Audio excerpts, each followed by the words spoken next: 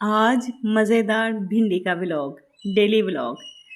السلام علیکم، کیسی ہیں میری یوٹیوب فیملی، میری مائیں، بہنیں، بیٹیاں، پیاری سی بہنیں، کیسی ہیں آپ سب؟ امید کرتی ہوں کہ آپ سب خیریت سے ہوں گی۔ تو جی آج میں مزیدار بھنڈی بنا رہی ہوں اور بہت گرمی پڑ رہی ہے۔ آپ کے یہاں کیسی صورتحال ہے؟ ویسے تو ہر طرف ہی بہت گرمی ہے۔ تو جیسا کہ آپ دیکھ رہے ہیں کہ میں آج جو بھنڈی وہ کچن میں بنانے کے بجائے میں باہر بیٹھ گئی ہوں آج صحن میں۔ صحن میں تھوڑا سا اوپن ایریا ہے تاکہ ہوا لگتی رہے۔ بہت کچن میں گرمی ہوتی ہے، کچن میں کام کرنا بے انتہا مشکل ہو گیا میرے لیے۔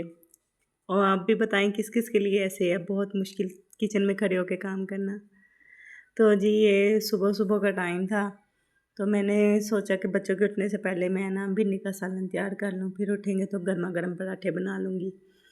تو کبھی کبھی روٹین ایسی ہوتی ہے کہ صبح کو فرسٹ ٹائم میں سالن بنا لیتی ہوں، کبھی دوپہر کبھی شام۔ ویسے آج میں صبح صبح ہی سالن بنا رہی ہوں بھنڈی کا۔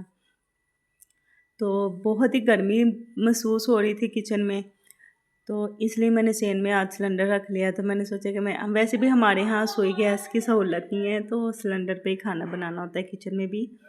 تو کچن میں بہت گرمی ہے اور زیادہ نہ تو انسان اتنی دیر گرمی میں کھڑا ہو سکتا ہے۔ تو میں نے نا آج یہ بھنڈی کی سبزی سلیکٹ کی ہے۔ ایک تو یہ بن بھی جلدی جاتی ہے اور اس پہ محنت بھی کم ہوتی ہے۔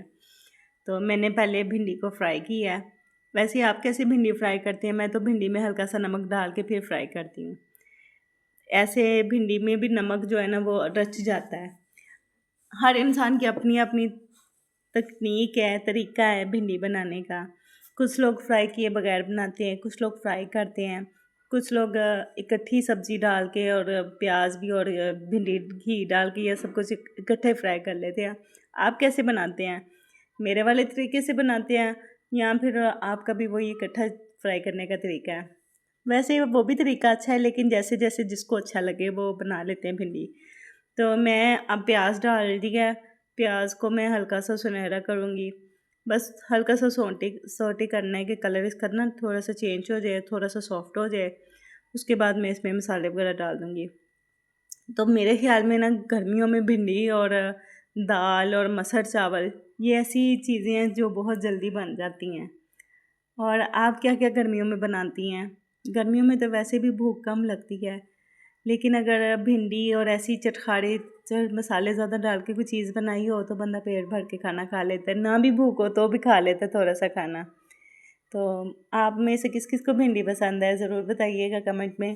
تو جی یہ میرے گھر کی پیسی ہوئی ہلدی اس لیے میں بہت کم مقدار میں ڈالتی ہوں، آدھی سے بھی آدھی چمچ۔ اور یہ ہم نے اسپائسیز کچھ ایڈ کر رہی ہوں جس میں ہے 2 ہار مرچ اور یہ سرخ مرچ کا آدھا چمچ، 1 سے 1.5 چمچ یا 1.25 چمچ لگا لیں نمک کا، کیونکہ میں نے بھنڈی فرائی کرتے وقت بھی تھوڑا سا ڈالا ہے۔ اور یہ ہے جی سبز اور سرخ جو مرچ ہوتی ہیں نا، جو ریڈ ہوتی ہیں سبز مرچیں، ان دونوں کو میں نے نا ہلکا سا باریک کر لے، چوپ کر لیا ہے تو وہ ڈالیں، اس سے بھنڈی کا بہت ٹیسٹ اچھا آتا ہے۔ تو ویسے تو مجھے بھنڈی میں ٹماٹر بہت ہی پسند ہے، لیکن کیا کروں ٹماٹر مہنگے بہت ہوئے ہیں۔ ٹماٹر کی جگہ پہ میں املی ڈال لیتی ہوں، البتہ املی بھی اس بار ختم ہوئی ہے۔ تو آپ کیا کرتے ہیں؟ مجھے بھنڈی اور کریلے میں انتہا کے ٹماٹر پسند ہے۔ دیکھیں نا آپ کو نظر آ رہی ہوگی یہ سرخ مرچ جو ہے کاٹ کے بھی کچھ ڈالی ہیں، ان سے ایک تو کلر بھی بہت اچھا آتا ہے اور دوسرا اس سے ٹیسٹ بہت اچھا لگتا ہے۔ تو اب میں نے فرائی کر کے یہ جو بھنڈیاں رکھی ہوئی تھی وہ بھی ایڈ کر دی ہیں۔ اب میں ان کو مکس کر کے اور ان کو دم لگا دوں گی۔ تو کسی بھی پوائنٹ پہ اگر آپ کو میری ویڈیو اچھی لگی ہے تو میرے چینل کو سبسکرائب کریں، میری ویڈیو کو لائک کریں اور ایک پیارا سا اچھا سا کامنٹ اپنے بہن کے لیے ضرور کریے تاکہ میری محنت وصول ہو جائے۔ تو جی یہ میں نے اب اس کو دم لگانے لگی ہوں۔ کافی حد تک میری بھنڈی جو ہے کمپلیٹ ہو گیا۔ اب دم لگا کے صبح صبح کا ٹائم میں جیسے مرضی کام کر لیتے ہیں۔ تو جی فائنل لک دیکھ لیں، یہ میں نے ہلکی سی آنچ کی ہوئی، ابھی بھی نیچے ببلز بن رہے ہیں گھی کے۔ اوکے جی کیسی بھنڈی بنی ضرور بتائیے گا۔ اللہ